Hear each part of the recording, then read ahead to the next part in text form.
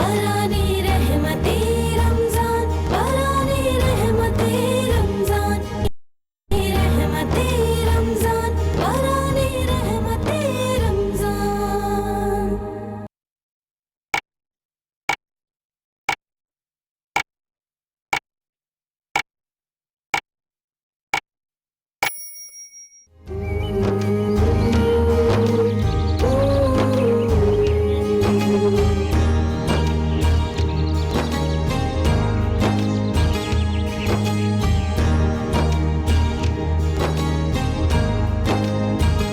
بارانی رحمتِ رمضان، بارانی رحمتِ رمضان، بارانی رحمتِ رمضان، بارانی رحمتِ رمضان۔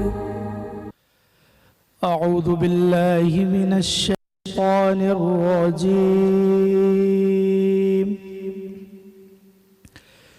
بسم الله الرحمن الرحيم. ما كان محمد أبا أحد من رجالكم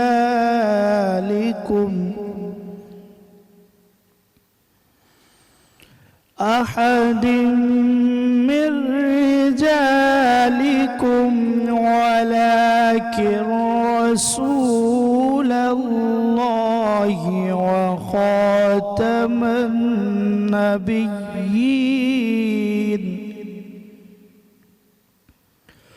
وكان الله بكل شيء عليما.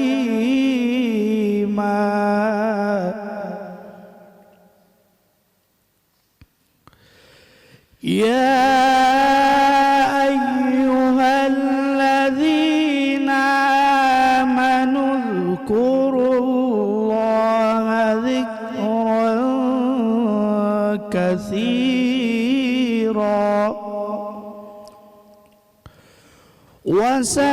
وسبحوه بكرة وأصيلا.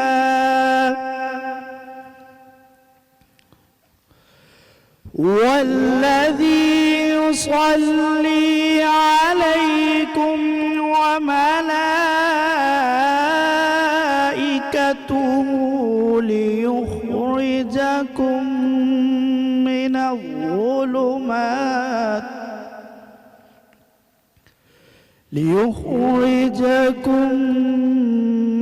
من الظلمات إلى النور،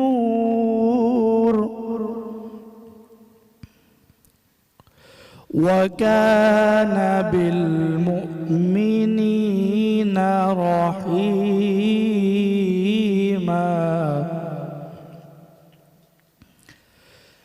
تحيتهم يوم يلقونه سلام، وأعد لهم أجرا كريما.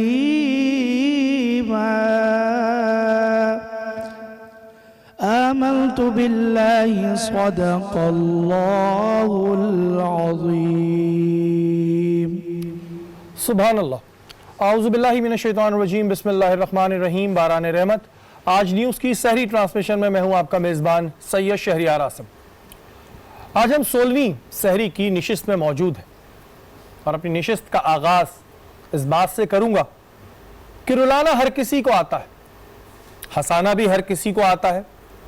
رلا کے جو منا لے وہ باپ ہے، اور رلا کے جو خود رو پڑے وہ ماں ہے. ہم آج اپنی نشست پہ والدین کی شان و عظمت کے بارے میں بات کریں گے. والدین اللہ تعالیٰ کی نعمتوں میں سے سب سے بڑی نعمت ہے. بے شک. اور اس دنیا میں اگر والدین نہ ہوتے تو ہمارا وجود نہ ہوتا.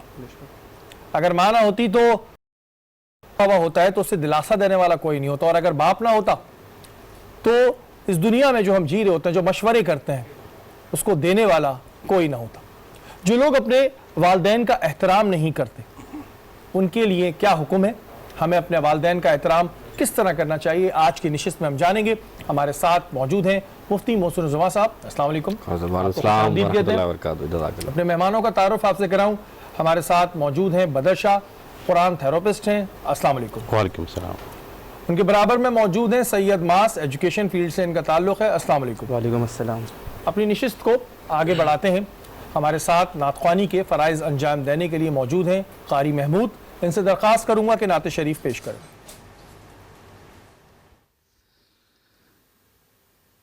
نگاہ لطف کے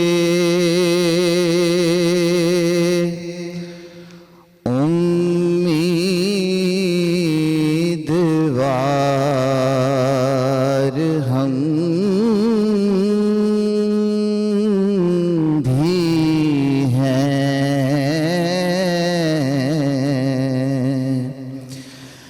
اور لیے ہوئے یہ دل بے قرار ہم بھی ہیں۔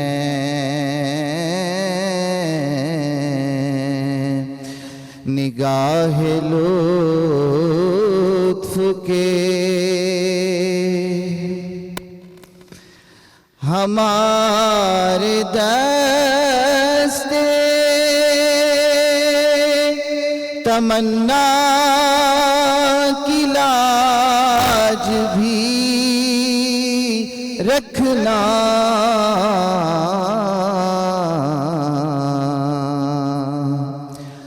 ہمارے دستے تمنا کی لاج بھی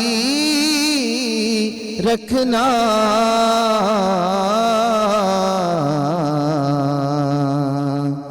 تیرے فقیروں میں اے شہر یار ہم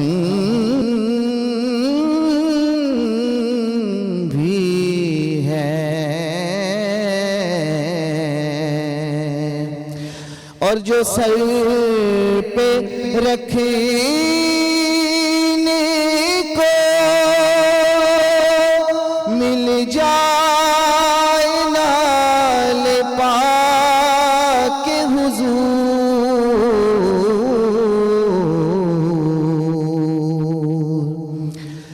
جو سر پہ رکھنے کو مل جائے نال پاک حضور،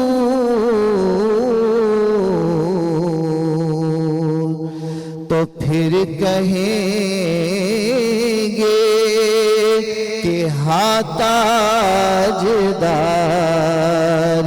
ہم بھی ہیں۔ اور مکتب میں فرماتے ہیں مولانا حسن رضا خان صاحب، حسن ہے جن کی سخاوت کی دھوم عالم میں،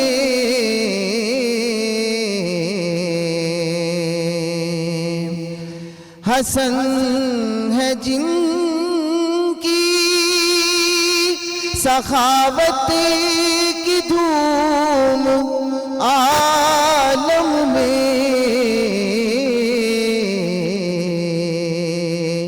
انہی کے تم بھی ہو ایک ریزہ خار ہم بھی ہیں۔ نگاہ لطف کے سبحان اللہ، سبحان اللہ، بہت خوب، بہت پیاری آواز آپ کی۔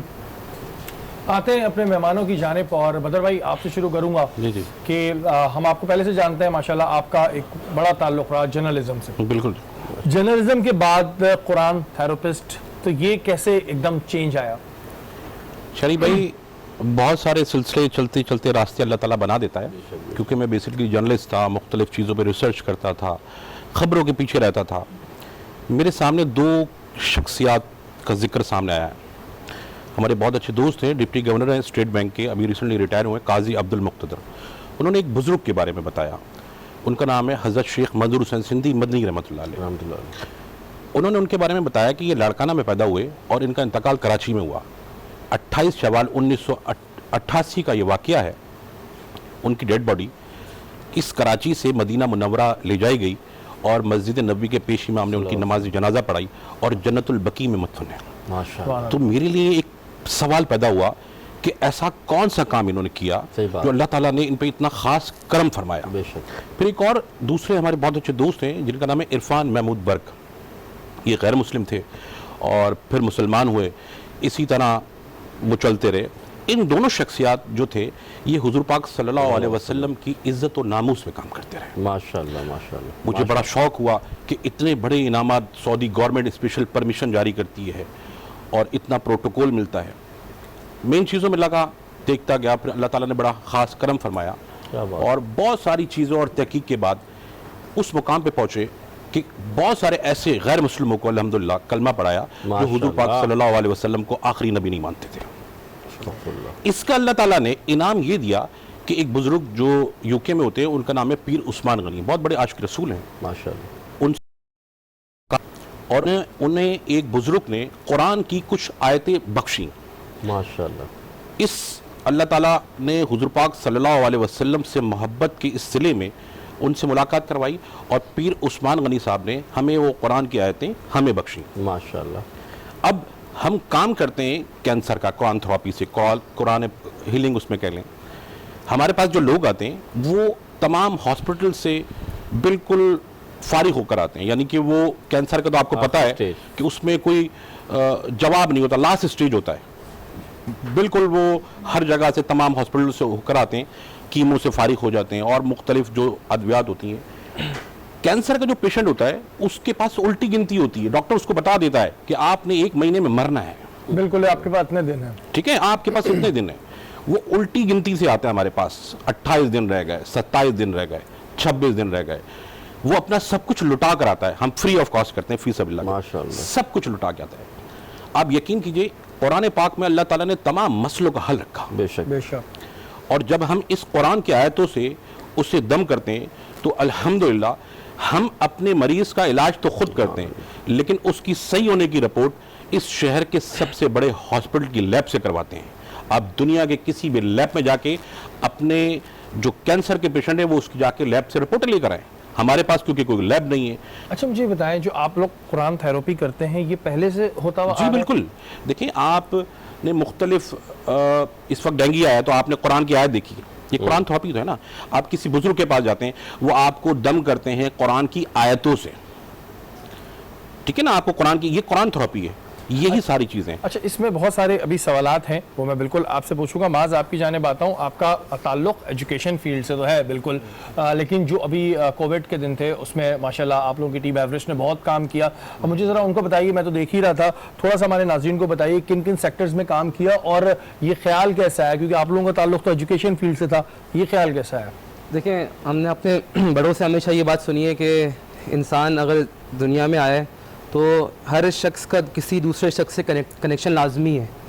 آج میں کسی کے کام آ رہا ہوں, کل کوئی میرے کام آئے گا, کوئی کسی اور کے کام, ہر کسی کا آپس میں کنیکشن بہت ضروری ہے. یہ ہم نے اپنے والد صاحب کو دیکھا ہے ہمیشہ سے, جب ایجوکیشن کی فیلڈ میں بھی جب کسی کے پاس فیس نہیں ہوتی تھی دینے کے لیے تو وہ کہتے تھے جب ہو آپ تب دے دیجیے گا یا نہیں دیجیے گا, جیسے بھی ہو آگے معاملات دیکھ لیں گے. تو جو ہمارا رہا ہے ہمیشہ پہلے ایجوکیشن کے حوالے سے بھی, پہلے رمضان میں بھی افطار ڈرائیوز وغیرہ کرتے رہے. جب سے کرونا وائرس پاکستان میں آئے, ہم نے انیشیل ہم نے سینیٹائزر ڈسٹریبیوٹ کرنا شروع کیے تھے, ماسک ڈسٹریبیوٹ کرنا شروع کیے تھے. اس کے بعد جب لاک ڈاؤن سٹارٹ ہوا تو ہم نے دیکھا کہ جو ڈیلی ویجر طبقہ ہے وہ دہاڑی نہ لگنے کی وجہ سے بہت پریشان ہو رہا ہے وہ، تو ہم نے اس کو کوکڈ فوڈ پرووائڈ کرنا شروع کیا. اس کے بعد بہت ساری فیملیز ایسی تھی جو ظاہر ہے وہ صرف ان کا ایک کھانے سے پورا نہیں ہوا تھا، ان کو راشن کی ریکوائرمنٹ تھی. تو ہم نے لوگوں سے ریکویسٹ کی، ہم نے اپنے طور سے پہلے اسٹارٹ کیا، جتنا ہم سے ہو سکتا تھا ہم نے کرنے کی کوشش کری. اس کے بعد سوشل میڈیا ہم نے جب پوسٹ کیا تو لوگوں نے کافی اچھا رسپانس دیا ہمیں اس پہ. کسی نے کہا بھائی ہماری طرف 10 راشن، کسی نے کہا 100 راشن، کسی نے کہا 150 راشن، کسی نے باہر سے ہمیں ڈونیشن بھیجا. کرتے تقریباً 2 مہینہ ہو گیا اس چیز کو، اور الحمدللہ ابھی ہم تقریباً 10,000 سے زائد راشن ڈسٹریبیوٹ کر چکے ہیں. اور راشن کے ساتھ ساتھ جو اینٹی ڈس انفیکشن اسپرے وہ بھی ہم نے ڈفرینٹ ایریاز میں کیا ہے.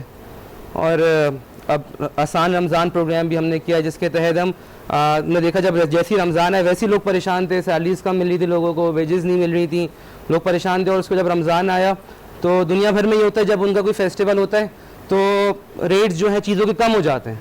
پاکستان میں لیکن تھوڑا سا اس کا الٹ ہوتا ہے. رمضان میں جو چیز 30 روپے کی تھی وہ چیز 60 روپے کی ہو گئی، وہ 70 روپے کی ہو گئی. ہم نے جا کے جو ڈائریکٹ منڈی سے ہم نے چیزیں ڈفرینٹ پوچھی، ہمیں پتہ چلا کہ بھائی ایک پیاز ہے اگر وہ منڈی میں 30 روپے کلو مل رہی ہے، یہاں پہ وہ 60-70 روپے کلو بک رہی ہے. تو ہم نے ڈفرینٹ ایریاز میں اسٹالز لگائے اور ہم نے منڈی کے ریٹ میں یہاں پہ لوگوں کو چیزیں سب پرووائڈ کری. تو یہ کہ جو مڈل کلاس طبقہ اسے بہت اس کو فائدہ ہوا. اس نے کہا کہ یار ایک جو پورے مہینے کا حساب کریں تو اس میں لوگوں کو بہت فائدہ ہو رہا ہے. مطلب آپ نے نو پروفٹ نو لاس والی سچویشن پہ آسان بازار لگائے. اچھا مجھے یہ بتائیں کہ یہ جو ابھی آپ لوگوں کے بازار آپ بتا رہے ہیں تو یہ کوئی ایریا سلیکٹ ہوتے ہیں، کدھر لگاتے ہیں آپ لوگ؟ دیکھیں جہاں ہمارے لیے پاسبلٹی ہوتی ہے، جہاں ہم ایزیلی مینیج کر سکیں، کیونکہ ظاہر ہے والنٹیئرس تو بہت ہیں لیکن ایک سوشل ڈسٹینسنگ کا خیال رکھنا ہے، گورنمنٹ ایس او پیز کا خیال رکھنا ہے. تو جہاں ہم یہ چیز کو پاسبل بنا سکتے ہیں وہاں پہ ہم نے لگایا. ہم نے گلشن میں لگایا ہے، ہم نے جوہر اور بفر زون 3 جگہ ہم نے اسٹال لگایا ہے. بالکل جی، یہ ایک بہت اچھی بات ہوتی ہے، خاص طور پہ جو ینگسٹرز آگے آتے ہیں تو مجھے ایک بڑی خوشی ہوتی ہے کہ جوان لڑکے جو ہیں یہ اگر اس طرح کی سوچ رکھیں گے، ایک پازیٹیو سوچ کے ساتھ، نہ صرف اس وائرس سے انشاءاللہ تعالیٰ اس وائرس سے تو ہم نکل جائیں گے، آگے بھی کبھی اللہ نہ کرے کوئی ایسا ڈیزاسٹر آتا ہے تو ایسے نوجوانوں کی سوچ اگر رہے گی تو بالکل ہم ہر مشکل ہر پریشانی سے نکلتے رہیں گے. وقت ایک بریک کے بعد آتے ہیں.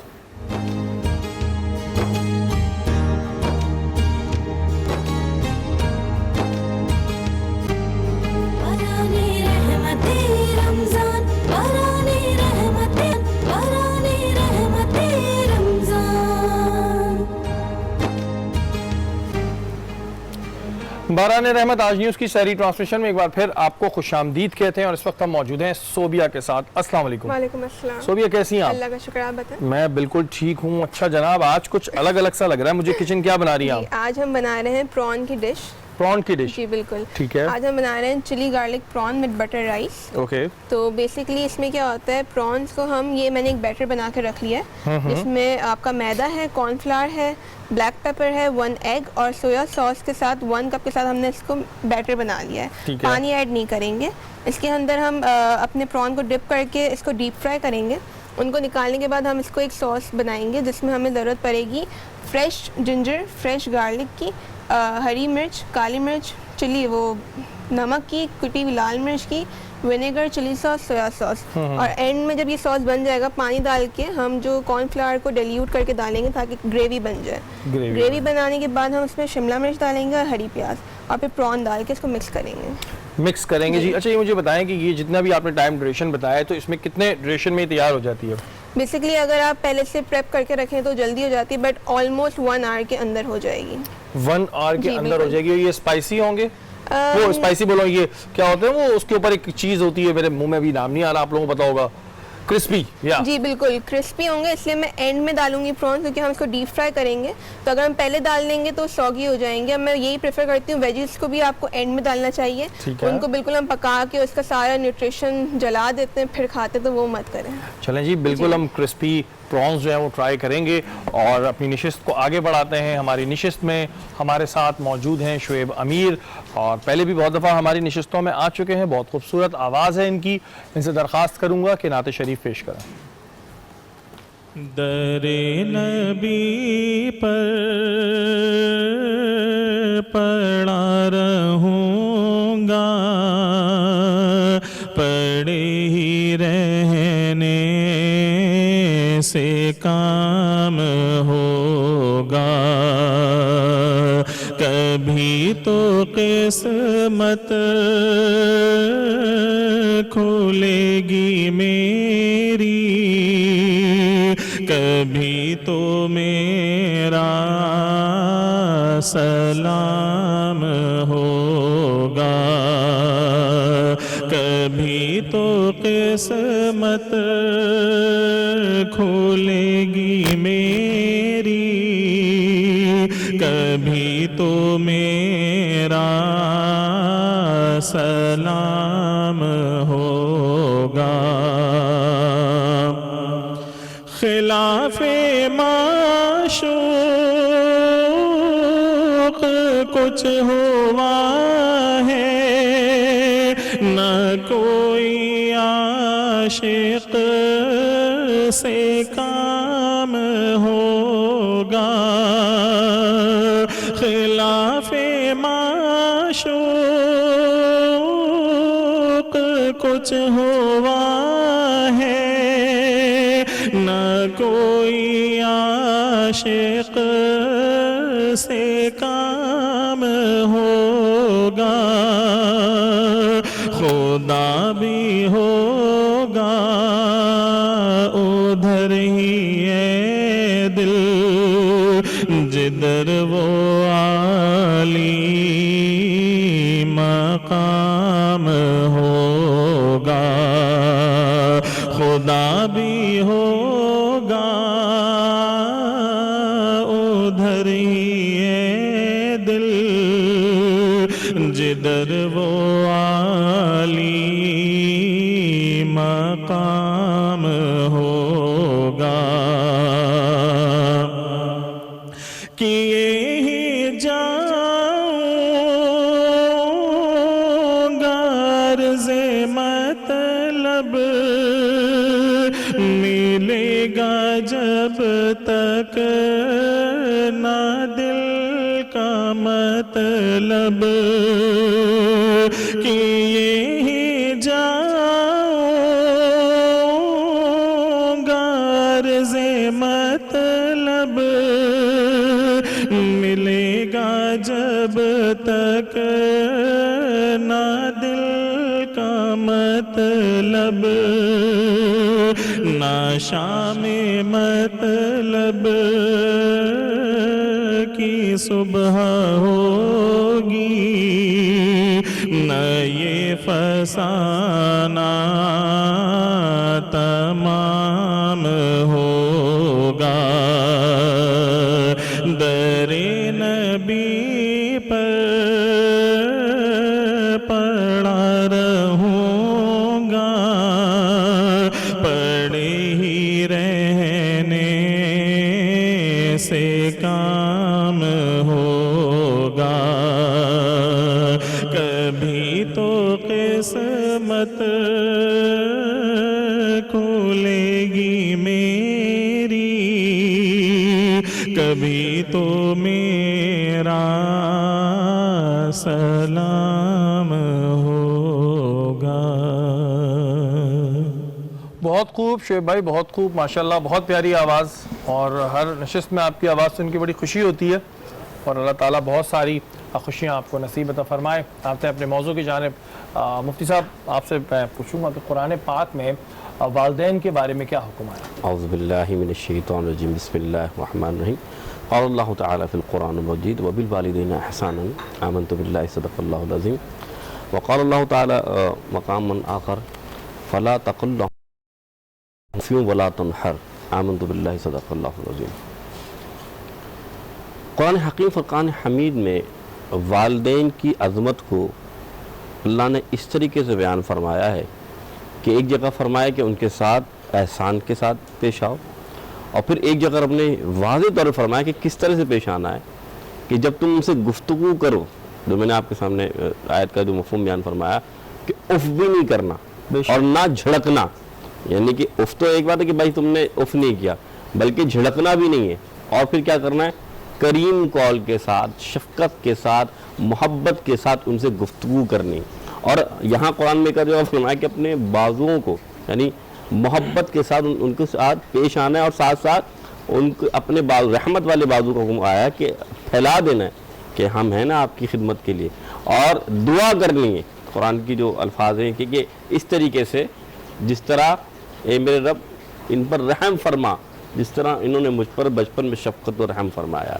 تو مراد یہ کہ اللہ تعالیٰ نے واضح طور پہ بیان کر دیا کہ ماں باپ کا مرتبہ یہ ہے کہ وہ تمہیں کچھ بھی کہیں تمہیں ان کے سامنے اف نہیں کرنا. الفا ایک دو لفظ یعنی دو حرف والا لفظ ہے. اس سے مراد یہ کہ کچھ بھی نہیں کہنا ہے, خاموشی سے ان کی بات کرنی, اور اگر تمہیں بات ناپسند ہو تو جھڑکنا بھی نہیں ہے, ان کے ساتھ بدتمیزی بھی نہیں کرنی. اب رہا ماں باپ کا مرتبہ اتنا درجہ اتنا اعلیٰ کیوں بیان کیا گیا؟ رسول کریم صلی اللہ علیہ وسلم نے فرمایا حضور ممبر پر چڑھ رہے ہیں اور آمین کہہ رہے ہیں, تو صحابہ کرام نے پوچھا یا رسول اللہ آج یہ عمل آپ کا دیکھا, یا رسول اللہ آپ کے ہر عمل میں ایک حکمت ہوتی ہے, بے شک. پھر آپ نے آمین کہا, وجہ کیا تھی؟ تو اس میں سے ایک بات جو حضور نے فرمائی کہ جبریل امین آئے اور انہوں نے فرمایا اگر کسی کے ماں باپ میں سے ایک بھی موجود ہیں اور کوئی بندہ ان کی خدمت نہیں کرتا اور خدمت نہ کر کے جنت نہیں پاتا تو اے رسول یعنی کہ جبریل امین دعا کریں یا اللہ کے رسول وہ شخص ہلاک ہو جائے. تو حضور نے فرمایا آمین. اب سوچیں کہ ماں باپ اتنی بڑی نعمت ہیں کہ باپ کی نہیں یا ماں کی نہیں تو باپ کی کسی ایک کی خدمت کرنی ہے, اور اگر نہیں کی تو اللہ کے رسول اس کے لیے یعنی کہ آمین کہہ رہے ہیں کہ وہ ہلاک ہو جائے شخص. پھر ماں باپ کا اگر درجہ دیکھا جائے تو یقین جانیے مقام و مرتبہ یہ ہے کہ اللہ کے رسول فرماتے ہیں کہ باپ کی رضا میں اللہ کی رضا ہے, اور ماں کی شان یہ کہ اللہ نے ماں کے قدموں میں جنت کو رکھ دیا ہے. جس جنت کے پیچھے ہم بھاگ رہے ہوتے ہیں, جس جنت کے پیچھے ہم دوڑ رہے ہوتے ہیں, وہ جنت ماں کے قدموں میں رکھ دیا. اور یہاں تک کہ فتح مکہ کے موقع پر ایک ایسا وقت بھی آیا کہ صحابہ کرام آئے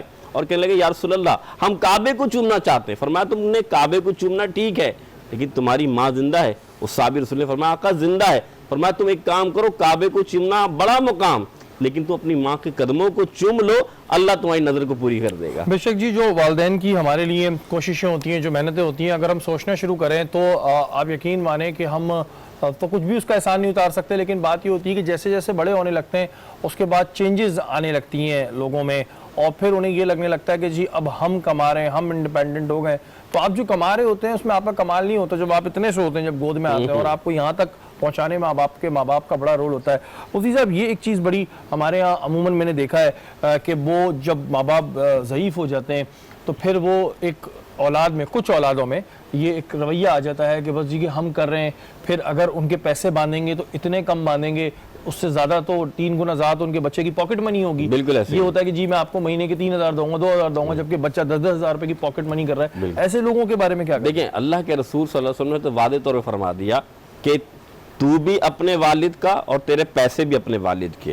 مراد یہ ہے کہ ماں باپ پوچھنے کی ان کو ضرورت نہیں, وہ بغیر پوچھے جتنے چاہیں اولاد کے پیسے خرچ کر سکتے ہیں, ان پر ان کا حساب و کتاب نہیں ہوگا. دوسری بات اللہ تعالیٰ نے جو قرآن پاک کی آیت میں نے آپ کے سامنے تلاوت فرمائی اس کے آخر میں اللہ فرما رہا ہے کہ دعا بھی کرنی ہے ان کے لیے جس کا اللہ انہوں نے مجھ پر رحم کیا, ان پر رحم فرما بچپن میں. تو مراد یہ کہ بچپن میں تمہیں پتہ نہیں تھا کہ تمہیں کیا پہننا ہے, کیا اڑنا ہے, کیا کھانا ہے, کیا پینا ہے. یہ تو بات یہ ہے کہ کوئی نہیں پہچان سکتا کہ کب بچے کو بھوک لگی ہے. یہ تو ماں ہوتی ہے, اسے پتا ہوتا ہے کہ یہ رو رہا ہے, اسے پیاس لگی ہے, بھوک لگی ہے. باپ کو پتا ہوتا ہے کہ اسے کیا پہنانا ہے. یہ بچے کو نہیں پتا تھا کہ میں کیا پہنوں گا. انگلیاں پکڑ کے چلنا باپ کی سیکھتا ہے. آج وہ باپ کو سکھا رہا ہے کہ میں جانتا ہوں دنیا, آپ نہیں جانتے. اس نے کہتے نا بال دھوپ میں سفید نہیں کیے بلکہ اس کو پال پوس کے بڑا کیا ہے, اور اس لیے فرمایا گیا کہتے ہیں نا کہ باپ, میں باپ کی بات اس لیے کر رہا ہوں کہ تمہارا باپ دوزخ کا دروازہ ہے, چاہے تو اس دروازے کو بند کر دو اور چاہے تو تم ان کی بید بے کر کے کھول لو. اسی طرح یہ ماں کا مرتبہ اتنا بلند ہے. رسول کریم سے پوچھا کہ یا رسول اللہ ساری کائنات میں سب سے زیادہ میں کس کی خدمت کروں؟ اللہ کے رسول فرما سکتے تھے کہ ٹھیک ہے اپنے بھائی کی کر لو, اپنے استاد کی کر لو, وہ بھی ٹھیک ہے, لیکن اللہ کے رسول نے فرمایا تم اپنی ماں کی خدمت کرو.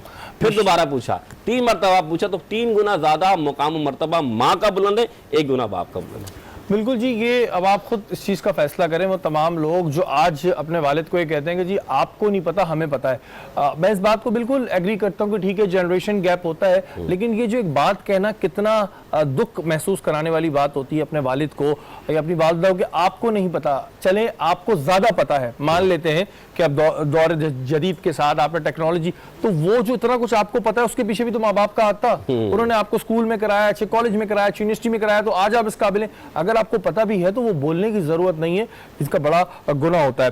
بدر بھائی آپ کی جانب آؤں گا, بات ہو رہی ہے والدین کی شان و عظمت پہ. ہمارے ہاں ایک بڑا دکھ ہوتا ہے دیکھ کے اولڈ ایج ہوم, ماں باپ کو اولڈ ایج ہوم میں جا کے جمع کرا دیتے ہیں اور کہتے ہیں کہ جی ہمارے گھر کا ماحول خراب ہو رہا ہے. ایسی بھی باتیں آتی ہیں, ہم پروگرامز کرنے جاتے ہیں, ہمیں رونا آتا ہے کہ والدائیں رو رہی ہیں ہمارا بچہ ملنے ہی آ جائے. تو ایسا خون سفید کیسے ہو جاتا ہے؟ دیکھیں, ماں باپ کی جو عظمت ہے نا, اس کی تو مفتی صاحب نے آپ کو بتایا, وہ تو بات ہی دوسری ہے ماں باپ کی. میں آپ کو انہی کی بات تھوڑی سی پہلے آگے لے کر چلتا ہوں. وہ اس طرح کہ آپ کچھ بھی بن جائیں, چاہے آپ مفتی صاحب کوئی صدر پاکستان بن جائے, کوئی بادشاہ بن جائے. میں اپنی بات آپ کو چھوٹی سی بتاتا ہوں کہ جب ہم نے یہ ریہیبلیٹیشن سینٹر قائم کیا اور پھر لوگوں کا کینسر کا علاج کیا, جب لوگ کینسر سے ان کا مرض ختم ہو گیا, تو آپ یقین کریں گے کہ ہمارے پاس جو خواتین, جو مرد ہیں, وہ جب ہمیں دعا دیتے تھے تو ایک ہی جملہ بولتے تھے کہ سلام ہے تمہارے ماں باپ کو جنہوں نے یہ پرورش کی. آپ یقین کریں, آپ کسی کے خلاف اگر آپ دیکھیں سوشل میڈیا پہ, کوئی اگر کوئی غلطی بھی کرتا ہے, کوئی اور ایسی چیز ہوتی ہے, تو سب سے پہلے اس کے ماں باپ کے اوپر آتا ہے, ان کی ماں باپ نے پرورش نہیں. ایسا نہیں ہے. ماں باپ اپنے بچے کو ایک تاج محل بنا کر دیتے ہیں, ایک پورا سلسلہ بنا کے دیتے ہیں, اس کو جوان کرتے ہیں, گھٹنے گھٹنے چلتا ہے, اس کی پرورش کرتے ہیں. جو لوگ یہ کام کرتے ہیں وہ نفسیاتی لوگ ہوتے ہیں. جو ماں کو نہیں پہچان سکتا نا, پھر دنیا میں اس کو کسی چیز کی تمیز ہی نہیں ہے. لیکن بدر بھائی, ان کو نفسیاتی کہہ کے چھوڑ تھوڑی سکتے ہیں, یہ تو ان کو احساس بھی دلانا ہے. اس نشست کا مقصد بھی یہ ہے کہ وہ تو کہتے ہیں کہ جی ہم تو نفسیاتی ہیں, ہمیں تو 100 خون معافی والی بات ہوتی ہے. لیکن ماں باپ جیسی ہستی کو اس طرح اولڈ ایج ہوم میں چھوڑ کے, مطلب میں یہ سوچتا ہوں کہ وہ کیسے سو جاتے ہیں. یہ آپ کی بات بالکل, دیکھیں یہ تو عقل میں آتی نہیں نا. ماں اور باپ کے لیے لفظ آپ یہ بات کر رہے ہیں کہ وہ چھوڑ کر آ جاتے, تو یہ آپ کی عقل میں یا ہماری کسی کی عقل میں آتی نہیں کہ ان کے کیسے دل ہوں گے, کس طرح ان کو نیند آتی ہوگی. ماں پوری رات گیلے میں رہتی ہے اور بچے کو سوکھے میں رکھتی ہے. کبھی نہیں سنا ہوگا کہ ماں کی ممتا اتنی ہوتی ہے کہ اپنے چھوٹے سے بچے کو سوتے ہوئے اس نے اس کو دبا دیا ہو. ایسا نہیں ہوتا. یعنی کہ وہ اتنے سے معصوم بچے کو اس گیلے میں سوتے ہوئے بھی جو ہے اس کی حفاظت کرتی ہے. ماں اس کی پرورش کے بعد اس کو بادشاہ بناتی ہے, اس کو عالم بناتی ہے, اس کو مفتی بناتی ہے. جو لوگ یہ سمجھتے ہیں کہ ہم ان کو اولڈ ہوم میں چھوڑ کر آ جائیں گے اور ان سے دوری اختیار کر لیں گے, تو وہ دنیا میں ناکام لوگ ہیں. اچھا یہ بتائیں بدر بھائی, جو ایک دل سخت ہو جاتے ہیں انسان کے, جیسے کہ میں نے کہا ظاہر ہے دل پتھر ہونا, خون سفید ہونا, اس کے لیے کوئی دعائیں ہوتی ہیں کہ اگر کوئی سامنے والا پڑھے تو جو بھی, اگر کسی کا دل بہت سخت ہو گیا ہے, بہت پتھر ہو گیا ہے, تو وہ موم ہو جائے؟ بالکل درست, اس کے لیے ہوتی ہیں دعائیں؟ جی بالکل درست ہے. اس کے لیے یہ ہے کہ آپ 3 دفعہ درود پاک پڑھیں اور ہر نماز کے بعد آپ 100 دفعہ کلمہ شریف پڑھیں. اچھا, آپ بالکل اس طرح کر کے دیکھ لیں, بہت سارے لوگ دیکھ رہے ہوں گے اور آپ کو اس کا رسپانس آئے گا الحمدللہ. آخری میں 3 دفعہ کلمہ پڑھیں, شروع میں درود پاک پڑھیں 3 دفعہ, آخری میں درود پاک پڑھیں, بیچ میں 100 دفعہ کلمہ شریف پڑھیں. میں آپ کو اس بات کو آگے لیتے چلتے ہوئے آپ کو بتاؤں گا, ابھی میں ایک ٹی وی پروگرام میں بیٹھا ہوا تھا تو کورونا کے حوالے سے بہت ساری گفتگو ہوئی. یہ قرآن پاک میں اللہ تعالیٰ نے ساری چیزیں رکھ دی. ہم کہیں اور سے کتاب نہیں لائے, ہم علاج کینسر کا کر رہے ہیں. وہ سینسٹیو علاج ہے جس کا کوئی ایک غلطی کا گنجائش نہیں ہے. آپ کے پیچھے آپ کا پورا خاندان آتا ہے اور وہ لیٹر لے کے آتا ہے جو موت کا پروانہ ہوتا ہے. اپنے گھر کے برتن تک بیچ کے کینسر کا پیشنٹ کا علاج کرایا جاتا ہے. ٹھیک ہے, پھر یہی قرآن انہیں صحتیاب کر دیتا ہے. میں ایک چھوٹی سی مثال آپ کو دیتا ہوں. آپ یہ دیکھ لیجئے, قرآن پاک میں حضرت یونس علیہ السلام کا واقعہ ہے. قرآن جو ہے اللہ تعالیٰ نے رائے نجات, رائے حیات, اللہ تعالیٰ نے تمام چیزیں قرآن میں رکھ دی. اللہ تعالیٰ نے کہا میں سچا, میرا قرآن سچا, اور اس قرآن کو قیامت تک سچ ثابت کرنے کا وعدہ خدا کا ہے. جو اللہ نے اس میں لکھ دیا وہ سچ ہے. اب حضرت یونس علیہ السلام کا واقعہ آپ قرآن پاک میں دیکھ لیں کہ حضرت یونس علیہ السلام مچھلی کے پیٹ میں گئے. ٹھیک ہے, اس کے بعد اللہ تعالیٰ نے پھر ان کو باہر نکالا. اب یہ واقعہ حضور پاک صلی اللہ علیہ وسلم کی امت کے لیے اللہ تعالیٰ نے قرآن میں کیوں رکھا؟ اگر میں آپ کو عام الفاظوں میں سمجھاؤں, اس لیے کہ جب حضرت یونس علیہ السلام موت کے منہ میں گئے, آپ اس کو لفظ میں استعمال کر سکتے ہیں, مچھلی کے پیٹ میں, پریشانی میں, عام لفظوں میں آپ استعمال کر سکتے ہیں کہ موت کے منہ میں گئے. اب موت کے منہ میں جانا, کورونا بھی ہے, آپ کا کینسر کا پیشنٹ بھی ہے, آپ کی بے روزگاری بھی ہے, آپ پریشان بھی ہیں, تو پھر اللہ تعالیٰ نے اپنے حبیب کی امت کے لیے یہ کوڈ دے دیا. کہا کہ اگر تم جاؤ موت کے منہ میں تو پھر یہ والا پاس کوڈ ہے, یہ والی قرآن کی آیت ہے, تم یہ پڑھ لینا. میں نے اپنے نبی کو بھی موت کے منہ سے نکالا, میں تمہیں بھی کورونا سے نکال دوں گا, میں تمہیں بھی کینسر سے نکال دوں گا, میں تمہیں بھی پریشانیوں سے نکال دوں گا. اور یہ تمام چیزیں جو ہوتی ہیں ہمیں بالکل کہتے ہیں نا کہ آپ دنیاوی کام کریں بالکل, لیکن دینی معاملات کو ساتھ لے کے چلے. اور اب یقین مانیں کہ جو قرآن پاک ہے اس میں ہمارے لیے ہر چیز موجود ہے. اگر ہم ترجمے کے ساتھ پڑھیں اور اس کے اوپر غور کریں اور اس پہ عمل کریں. ہمارے یہاں مسئلہ یہ ہوتا ہے کہ ہم پڑھ لیتے ہیں, عمل نہیں کرتے, نشست میں بیٹھتے ہیں, باتیں سنتے ہیں, باتیں کرتے بھی ہیں لیکن عمل نہیں کرتے. جس دن سے آپ عمل شروع کریں گے آپ کی لائف میں بہت سی پرابلمز حل ہو جائیں گی. یا وقت ہو ایک بریک کا, بریک کے بعد